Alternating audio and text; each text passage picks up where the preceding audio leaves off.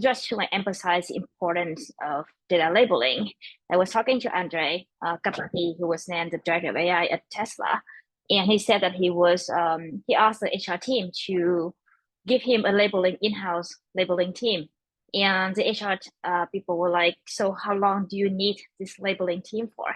And Andre was like, "How long do you need the engineering team for? Because apparently labeling is very important." Thank you so much, Chip, for joining our book club chat. I am super excited to read your book. I have a Yay! copy. I still need you to sign it someday. Well, you need to visit me in the Bay. Yes, I need to. This is definitely one of my favorite machine learning books ever. It's just so well written, and I love it so much. You already That's know too kind. that. So before we get started with a bunch of questions we have about the book and about you, do you mind introduce a little bit about yourself to get started? So, hey, yeah, my name is Chip, and I'm the author of the book that I guess you guys are reading, Designing Machine Learning Systems. I'm based in San Francisco.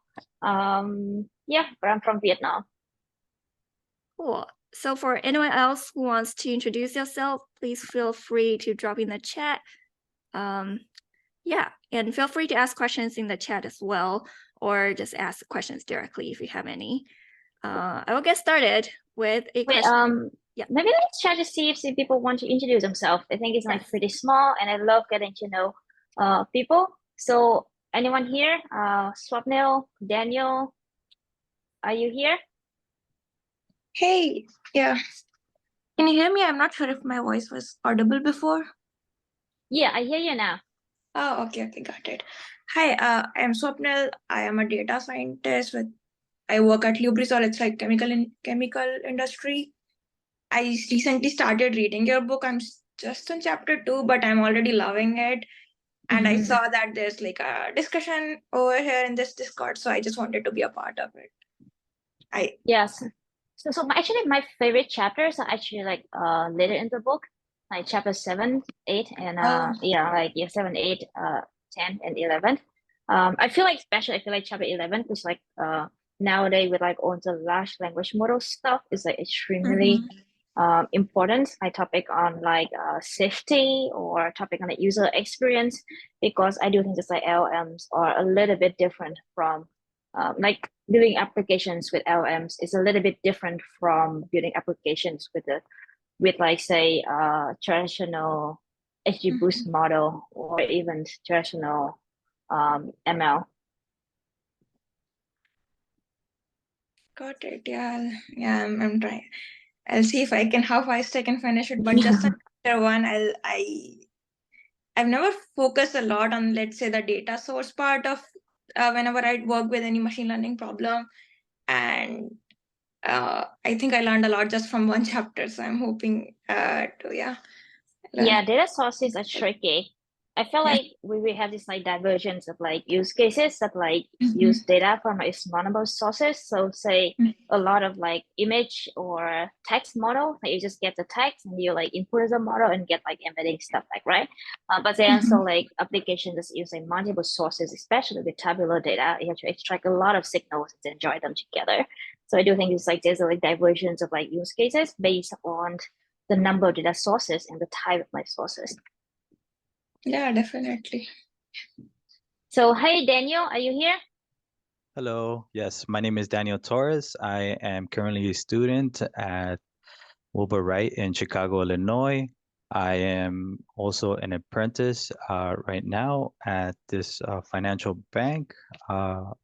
And I have been just introduced into ML just within the last 6 months. And I picked up this book. I saw the book reading club. Right now, I'm pretty much in the end, and I've been loving the book. Yes, thank you very much. Thanks.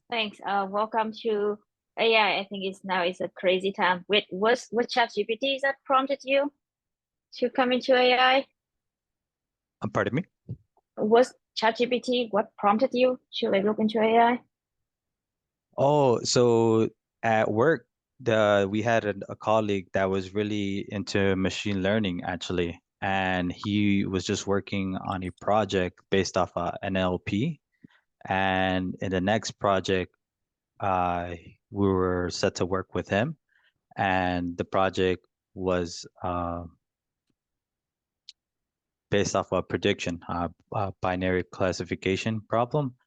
And after that, I had to learn it. But after learning it a little bit, it really just kind of sparked something in me that just wanted to know more and more every time. So I have really been in the books and in the courses, everything I can be right now to learn as much as possible.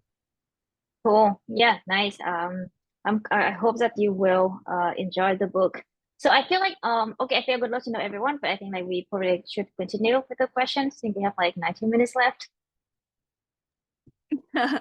Right. Well, if anyone wants to introduce yourself, please feel free. Otherwise, we'll just get started with questions. Yeah, I'm just curious, what is the story of the book? Like, what prompted you to write this amazing book? Well, I think like it's a pretty natural process. I'm a big fan of note taking. So for me, like the best way to learn about something is just like I need to be able to explain it to myself back later on, right? So like writing, note taking is a way for me to explain it back to myself. So I've been taking a lot of notes.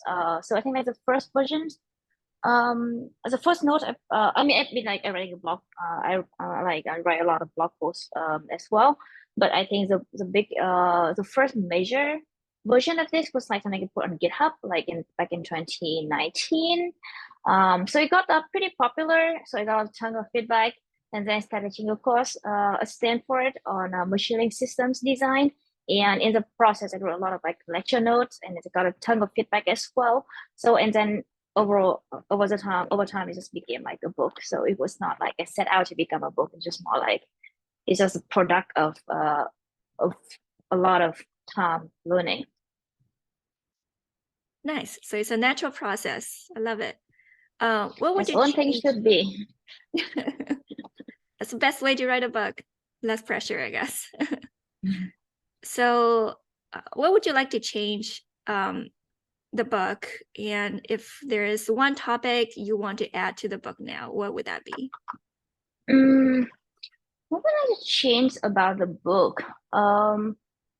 So actually not. I think I'm pretty happy with the book. I do think it's like there are a lot of things clearly I feel like there are a lot of other things the book doesn't cover, but I don't think a book should cover everything, right? Because like there's so many stuff, so much stuff. So I think like I don't think there's certain things that like get a little bit like outdated, right? Because as a nature of like, everything. So for example, in the data training data chapter, I think it has an anecdote about Tesla labeling team. So when, for example, I'm not sure you guys remember, but just to like emphasize the importance of data labeling, I was talking to Andre Kapati, who was then the director of AI at Tesla, and he said that he asked the HR team to give him a labeling in-house labeling team, and the HR people were like, "So how long do you need this labeling team for?" And Andre was like, "How long do you need the engineering team for?" Because apparently labeling is very important. But as it happens, right, like after the book was published, the Tesla went through some changes and they actually didn't have the labeling team anymore. So of course, like things change over time, but I don't think that like is invalidate the statement that is very important for data labeling. So you've seen that a lot of LLM, right? So like, of course, we can train a large language model on the data from the internet, but it's for the language model to perform really well, you need like so much labeled data. So for example, if you look at OpenAI InstructGPT paper, they need to hire really good labelers, annotators to be able to build training data for their InstructGPT model. And it's pretty the same for like ChatGPT as well. Right. I was just thinking like this year and last year, after a book has published, things has changed so much since ChatGPT, all the GPT models goes crazy. And but I guess it's kind of separate topic, especially your new blog post on LLM ops is quite an interesting read. Do you think the world is going from the traditional ML to the more crazy large language models and the related operations around it? So there's certainly there can be a lot of use cases and which are still being discovered. I do think Right. like one point about this is like it's very easy to build like the demos with like LLMs, but I don't think it's that easy to like build actual like applications that can be like used for productions. So one point that I think in the book that I wanted to emphasize, which I think is like especially relevant today, is that like ML solutions have to address a problem. And solutions just can't be for the sake of solutions, right? Like you don't just use a state-of-the-art model for the sake of using a state-of-the-art model, right? If it doesn't solve an actual business challenge, then it's not going to be like, it shouldn't be used, right? Of course, it's separate from R&D. I think R&D is another story. That, of course, I do strongly believe that like every company should invest in R&D, understanding like where the industry is headed, and we don't want to be one of those companies who's that's left behind, right? But for productions, I don't think the demo is good enough. We need to understand just like what, like if we are to like productionize this demo, then what is the return on investment? How much money we need to put in, and what it will like actually give us back. So I think this point is like still relevant. So I do think it's like today I see after the book is published, I actually learned about a new phrase. It's called like hype driven development, right? It's like a lot of people just like want to like do stuff, not starting from a business challenge, but starting from like, oh, is this a hype? Let's try to right away capture the hype and make money off it, which I don't think is sustainable. So you don't think the current model is ready at all for production, like not reliable, not cost effective? That's not what I said. So I do think there's a lot of use cases, right? But I do think there's like, but at the same time, maybe they say there are like maybe like 100 use cases where this could be great. On the internet, you will see like 1 million of those demos. So I will see there's like a lot of those demos are not gonna be like good use cases, good product. But doesn't mean that they are not good use cases and good products that can come out from like using LLM. Right, but even simple like sentiment analysis, LLMs can do that quite well now. Like we don't need to train LLM models for that. So there are some business values maybe? Yes, certainly, yeah. Yeah. Yeah, anyone else have questions? Otherwise, I'll just keep asking if nobody is gonna ask.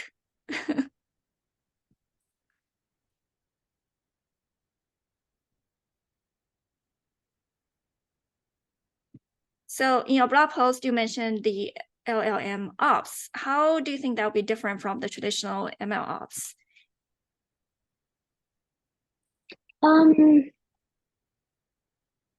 So transformer has been used in ML ops pipeline for a while, right? So it's not really new. I would say that what is new is that like what personas can now use can now use ML to do applications. So traditionally, you probably like need to like set up your own. So I would say like one thing is like the rise of like APIs, right? So like ML as a service like API, you don't need to build your own in-house.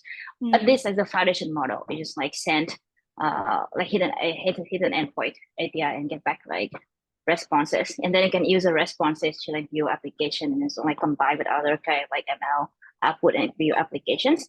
So I do think that make it a lot more accessible to a lot of people. So we do see like there's a lot of there are a lot of people who can now immediately use ML to build applications without going through like a lot of like hops, jump through a lot of hops, like learn a lot of difficult stuff to be able to do so.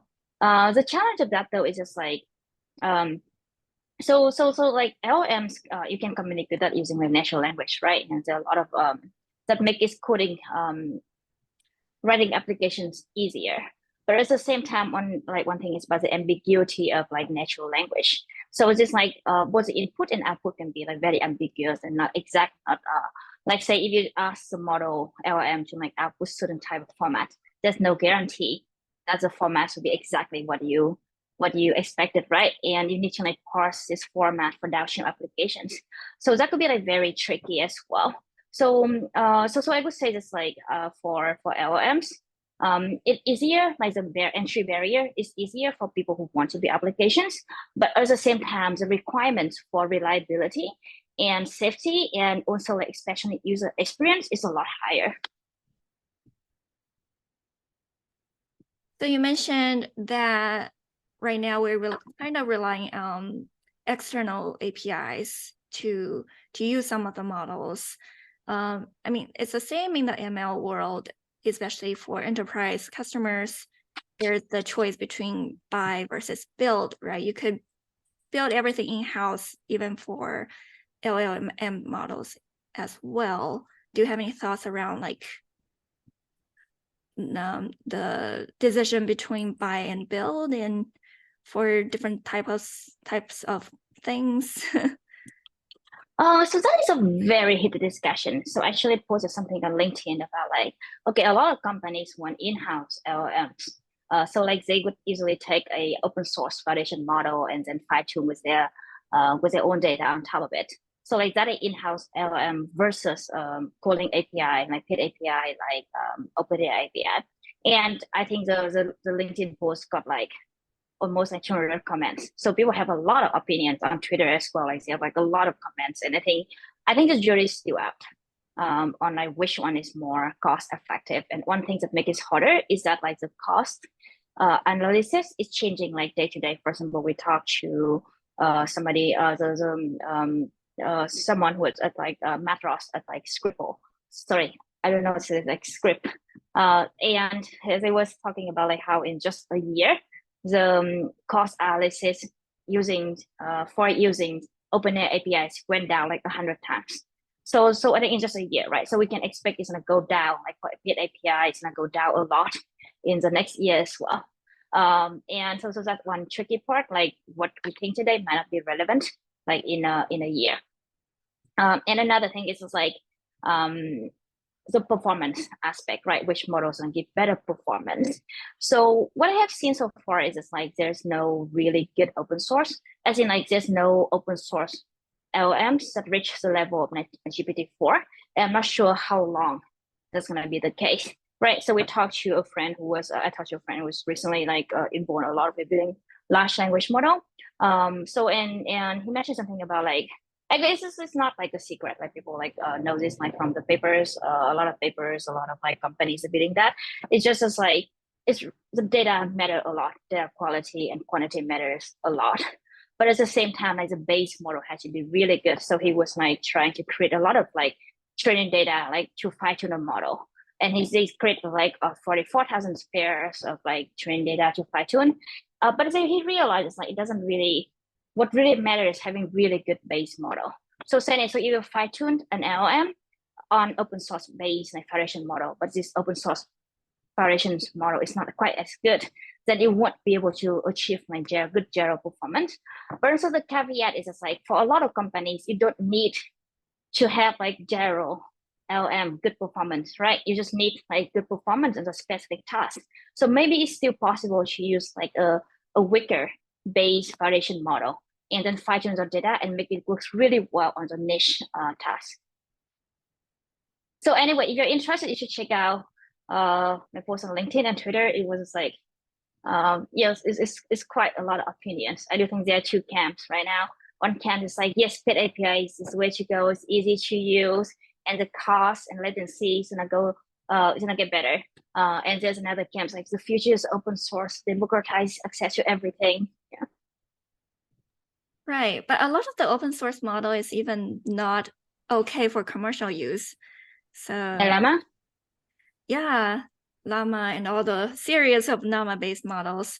But then there are models coming up that can be commercial use, like Dolly, and others. So yeah, there might. I think it's changing, right? I mean, right now this model are not like have license for commercial use, but they might be other models that come out with license for commercial use. Yeah, totally. So we have 5 more minutes. Anyone has burning questions? You can just reach out to me on like social media. We also have a Discord that we're pretty active. Do join. Yeah, Chip's Discord has a lot of people there. It's very active, discussing ML ops related topics. Yeah, we have a channel on generative AI. Let me post the invite here. I think it's a pretty active channel on generative AI. I guess we have a lot of opinion on it. Cool. So we have a question from the Discord. What is the best example you have seen of someone demonstrating their skills and value add to the team before you hired them? I feel like it's not really related to the book question, is it? Is this more of like career questions? Yes. So for us, like we do care a lot about previous like track record. So I know just like yes, if you have worked in industry for at least a few years, and we expect like some like concrete like contributions, things like that you can't explain well in detail, right? I know that a lot of people say, oh, we are part of the team that builds this, scale this for like billions of events and blah blah. But when you go into more details, that person doesn't like was not able to give a concrete like detail because the person was influenced at behavioral level and stuff. So I do think it's like that like track record, being able to dive deep into like the problem you were solving is very important.